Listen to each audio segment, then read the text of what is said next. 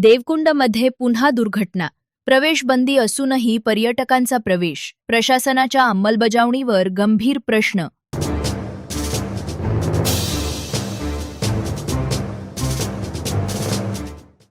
तालुक्यातील देवकुंड धबधबा, secret point आणि ताम्हिणी घाट परिसरात पावसाळ्यातील संभाव्य दुर्घटना टाळण्यासाठी प्रशासनानं कलम 163 अंतर्गत प्रवेशबंदी लागू केली होती. मात्र या बंदीची प्रभावी अंमलबजावणी झाली का, असा गंभीर प्रश्न आज पुन्हा उपस्थित झालाय. आज देवकुंड परिसरात गंभीर दुर्घटना घडल्याची माहिती समोर आली असून काही जणांचा मृत्यू झाल्याची चर्चा आहे.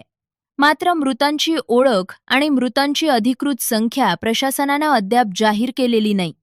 देवकुंड परिसरात यापूर्वीही अनेक पर्यटकांचा बळी गेलाय.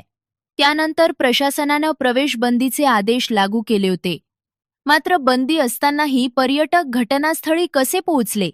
प्रवेश रोखण्यासाठी नियुक्त पोलीस, महसूल अधिकारी आणि इतर संबंधित कर्मचारी नेमके कुठे होते? हा प्रश्न आता अधिक तीव्र झालाय. विशेष म्हणजे रायगड प्रतिबिंब न्यूजनं यापूर्वीही या परिसरातील सुरक्षेतील त्रुटी आणि प्रवेशबंदीची प्रभावी अंमलबजावणी होत नसल्याबाबत सातत्यानं वृत्त प्रसिद्ध करून प्रशासनाचं लक्ष वेधले होते. तरीही संबंधित यंत्रणांनी ठोस कारवाई केल्याचं दिसून आले नाही.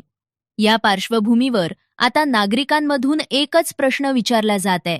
कलम 163 नागरिकांच्या सुरक्षेसाठी लागू करण्यात आले होते की केवळ कागदोपत्री आदेश म्हणून? या दुर्घटनेनंतर प्रशासन जबाबदारी निश्चित करून संबंधितांवर कारवाई करणार का, की पुन्हा एकदा चौकशीच्या घोषणांपुरतेच हे प्रकरण मर्यादित राहणार, याकडे संपूर्ण जिल्ह्याचे लक्ष लागले. दरम्यान मृतांची ओळख, मृतांची नेमकी संख्या आणि दुर्घटनेबाबतचा अधिकृत तपशील प्रशासनाकडून जाहीर होणं अद्याप बाकी आहे. अधिकृत माहिती प्राप्त होताच पुढील वृत्त प्रसिद्ध करण्यात येईल.